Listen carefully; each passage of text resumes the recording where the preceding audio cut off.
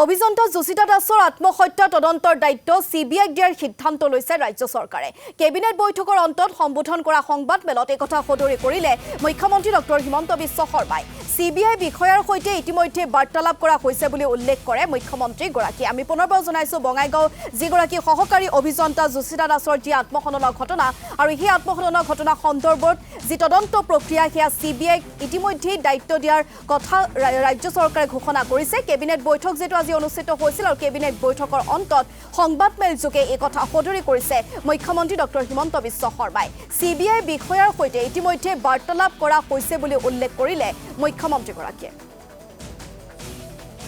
ঠিকভাৱে হতাগ্ৰস্ত হৈ শ্ৰীমতী যোশিতা দাসে আত্মহত্যা কৰা বুলি এখন চিঠি লিখি থৈ গৈছিলে।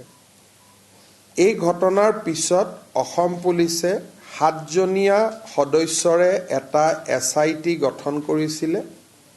এই ঘটনাৰ লগত জড়িত সমস্ত এৰিয়া ভিডিঅ'গ্ৰাফ আৰু FSLও কৰা হৈছিলে।